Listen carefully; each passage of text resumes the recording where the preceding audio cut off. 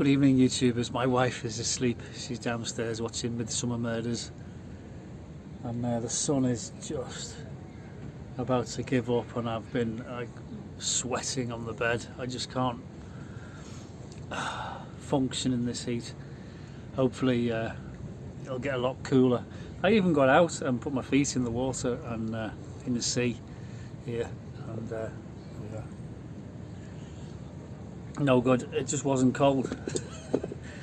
It's just too hot. What's the temperature doing? Well, it's dropped now. It's about 32 in the shade. That is. It's about 90 degrees, isn't it, Fahrenheit, in the shade, not in the direct sunlight. So we've all just been hiding and doing the siesta thing in Spain, which is good advice because it's the best thing. It really is. But I've been on the internet, and Joe Biden is Uncle Joe. Uncle Joe's in London. Well, he was yesterday anyway. I don't know where he is today. And there's lots of stuff on cluster bombs and all kinds of controversy, and people pointing fingers at BBC presenters and telling them that they're whatever, and bitching about all kinds of things. And I'm saying to myself, this continuing problem we've got in Iraq, in Ukraine. Iraq, you say it's Joe Biden on me again. In the Ukraine, and I'm thinking, why aren't the UN there? Why are the UN not there? The UN get paid $3 billion a year. And what do they do with that money? What are they doing with that money? What's the purpose of the UN? Why is it there? What does it do? They've got a wiki page. You don't need me to tell you. You can Google it. You can look the UN. You can see why it was formed after the Second World War. And the whole purpose of the United Nations is that all the top countries in the world all sign up to it.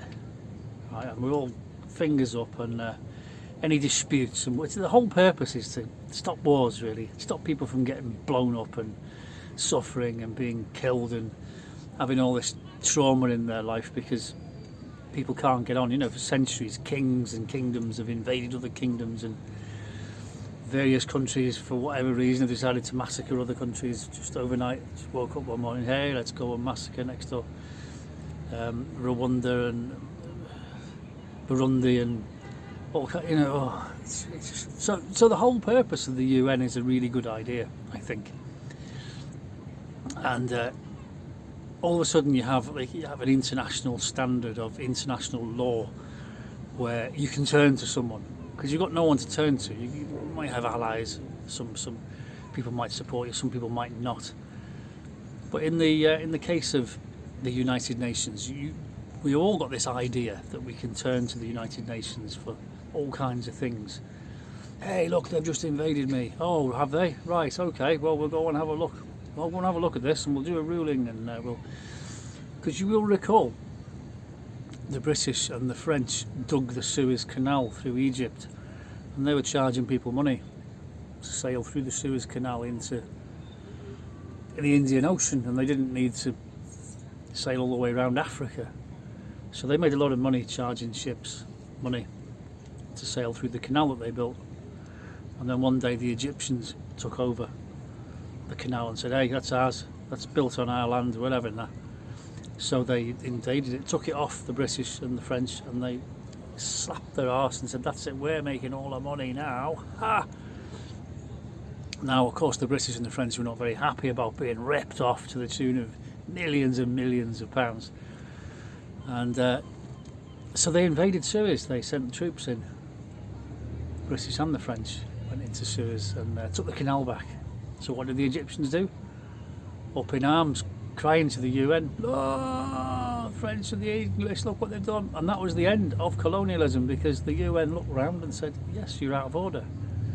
French and British, you have to pull out. You're not allowed. That's their country. You're not allowed in there. I'm not suggesting that the United Nations should raise a massive army to fight the British and the French and kick them out of the Suez Canal, but we're all signed up, all these top countries have signed up to this, so we have to abide, we have to abide by the rulings of the court, as it were. I mean, if you all finish up in court and a judge makes a ruling, even if you're not happy with the result, you've got to accept it, and that's the way it should be. So the age of colonialism was over, and was it Clements Attlee, I think, was the, correct me if I'm wrong, anyway, he had to pull the troops out. That's it, gone. So no more can people invade people and get away with it, because it will be drawn to the attention of the United Nations. And I'm just seeing complete inept actions from the United Nations. They've got a lot of websites, they raise a lot of money, they talk all kinds of stuff about stuff and everything else, but nothing's being done. Look at the war in the Ukraine. What is being done? And there's Uncle Joe, and he's giving them cluster bombs, which, albeit them conventional weapons, they're not really approved of, are they? And I think the UN is inept. I really do. It took over from the League of Nations, which again was set out with all the good intentions of stopping wars and preventing this sort of thing in the future, but it hasn't really worked, has it, the United Nations?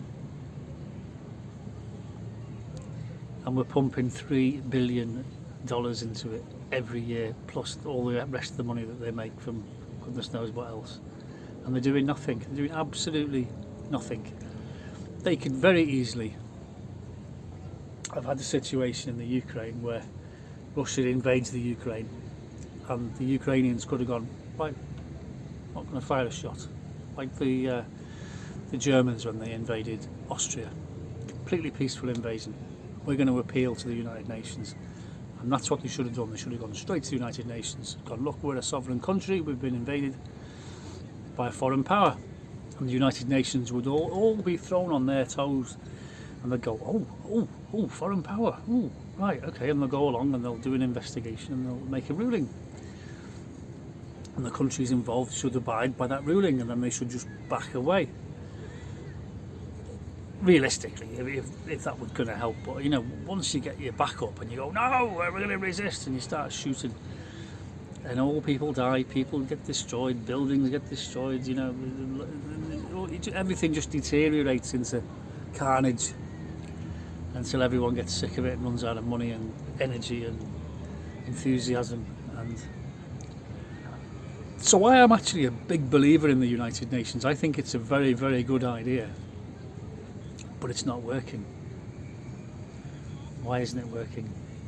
What do you think? Comments, please.